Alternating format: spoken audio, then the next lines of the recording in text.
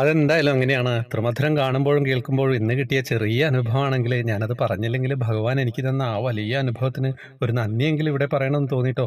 അതുകൊണ്ട് പറയാണ് ഈ അനുഭവം. ഒരുപാട് അനുഭവങ്ങൾ പറയാൻ പറ്റാതെ വിട്ടുപോകുന്നു എന്ന് പറയുന്ന ശ്രീകാന്ത് ഇത് വായിക്കുമ്പോൾ പറയാൻ തോന്നുന്നു എങ്കിൽ പറയാട്ടോ. എനിക്ക് എൻ്റെ ഉണ്ണി തന്ന അനുഭവം ഒരാളോടെങ്കിലും പറഞ്ഞില്ലെങ്കിൽ ഒരു മനസ്സമാധാനവും. ഇന്നലെ ഉണ്ണിക്കണ്ണൻ്റെ പിറന്നാളായിട്ട് എനിക്ക് ഗുരുവായൂരിൽ പോയി കണ്ണനെ കാണാൻ കൊതിയായിരുന്നു. പക്ഷേ വീട്ടിലെ ചില ബുദ്ധിമുട്ടുകൾ കൊണ്ട് പോകാൻ പറ്റിയില്ല. ഇന്നലെ മുഴുവൻ ഞാൻ വിഷമിച്ചിരുന്നു. എന്നാൽ തിങ്കളാഴ്ച പോയാൽ അകത്ത് കയറാനും തൊഴാനും പറ്റില്ലല്ലോ. ഉദയാസ്തമന പൂജയുള്ളതല്ലേ, അപ്പോൾ നല്ല തിരക്കാവും. അതുകൊണ്ട് നാളെ ചൊവ്വാഴ്ച പോകാമെന്ന് ഇന്നലെ തീരുമാനിച്ചു. അപ്പോഴാണ് കോഴിക്കോട്ട് നിന്നൊരു കൂട്ടുകാരി വിളിക്കുന്നു. അവൾ വേറെ രണ്ടുപേരും കൂടി വന്നിട്ടുണ്ട്, അപ്പം ചീട്ടാക്കിയിട്ടുണ്ട് എന്നൊക്കെ പറഞ്ഞു.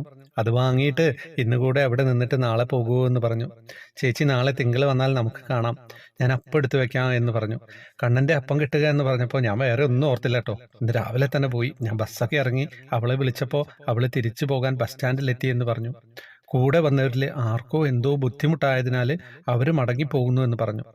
എന്നെ കുറേ വിളിച്ചത് ഞാൻ അറിഞ്ഞില്ല. പക്ഷേ ഒരു വിഷമം തോന്നി. എങ്കിലും കിഴക്കേ നടയിലെത്തിയ ഞാൻ പിന്നെ ഒന്നും ഓർത്തില്ല. നേരെ ഗണപതിയുടെ അടുത്ത് ചെന്ന് തൊഴുത് ഒരു നാളികേരം ഉടച്ചു കേട്ടോ. അവിടെ നിന്ന് കൊടിമരച്ചുവട്ടിൽ നിന്ന് തൊഴുത് ഊണും കഴിച്ച് പോകാമെന്നാണ് ഓർത്തത്. പക്ഷേ എൻ്റെ ഭഗവാനാണ് എന്നെ ഇന്ന് വിളിച്ചതെന്ന് അവിടുന്ന് മുതൽ ഞാൻ ഓരോ നിമിഷവും അറിയുന്നുണ്ടായിരുന്നു. എനിക്ക് വേണ്ടി ക്യൂവിൻ്റെ ഗേറ്റ് തുറന്നു കിടക്കുന്നത് പോലെയായിരുന്നു. ഓടിപ്പോയിട്ട് ഫോണ് കൗണ്ടറിൽ ഏൽപ്പിച്ച് തിരിച്ചു വന്ന് അകത്ത് കയറി. ഉള്ളിൽ കയറിയപ്പോൾ ഓർത്തു, അയ്യോ പൊന്നുണ്ണിക്ക് ഒന്നും വാങ്ങിയിട്ടില്ലല്ലോ എന്ന്.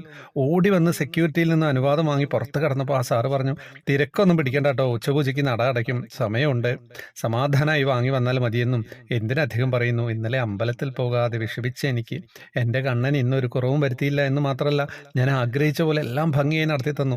വെണ്ണക്കണ്ണനെ കാണണം എന്ന് ആഗ്രഹിച്ച് ഞാൻ അകത്ത് കയറിയപ്പോൾ കണ്ടത് പൂക്കൾ കൊണ്ട് നിറച്ചലങ്കരിച്ചതിൻ്റെ നടുവിൽ വലിയൊരു വെണ്ണക്കണ്ണൻ്റെ ചിരിച്ചുകൊണ്ടിരിക്കുന്നു. അതുമാത്രമല്ല, ഇന്നലെ അലങ്കരിച്ച പൂക്കൾ മാലകളൊന്നും മാറ്റിയിട്ടില്ല. ഇന്നലെ ഞാൻ വിഷമിച്ചത് എൻ്റെ ഭഗവാൻ കണ്ട് ഇന്നലത്തെ കാഴ്ചകൾ ഞാൻ കൊതിച്ചതൊക്കെ എനിക്ക് കാണിച്ചു തന്നു. സമാധാനമായിട്ടോ, സന്തോഷമായി. എൻ്റെ പിറന്നാൾ കുട്ടിയെ കണ്ട് ഭക്ഷണം കഴിച്ച് ഞാൻ മടങ്ങി വന്നു. പിന്നെ ഒരു തരത്തിലും ഒരിടത്തും എന്നെ വിഷമിപ്പിച്ചില്ല എന്നുള്ളതാണ് എൻ്റെ ഏറ്റവും വലിയ സന്തോഷം. അത്രയ്ക്കും സന്തോഷമായി എനിക്ക്. ഈ ത്രിമധുരത്തിലൂടെ ഒന്ന് പറഞ്ഞില്ലെങ്കിൽ എനിക്കൊരു സമാധാനം കിട്ടില്ല. ഒരുപാട് നീണ്ടുപോയി എന്ന് തോന്നുന്നു കേട്ടോ. ഞാൻ പറഞ്ഞത് ശ്രീകാന്ത് വായിച്ചു പറയാൻ പറ്റുമെങ്കിൽ പറയുക. ഇത്രയും വലിച്ചു നീട്ടി എഴുതിയതിൽ തെറ്റായതിൽ ക്ഷമിക്കുക കേട്ടോ. ഒരു തെറ്റൊന്നുമില്ല. ഇതൊക്കെ അനുഭവം നമുക്ക് വരുന്നല്ലേ, എന്തൊരു സന്തോഷമാണ് ഇത് വായിക്കുമ്പോൾ തന്നെ. അത്രയും നമ്മളൊരു പോസിറ്റീവ് എനർജി അല്ലേ ഇതൊക്കെ വായിക്കുമ്പോൾ ഉണ്ടാവുക.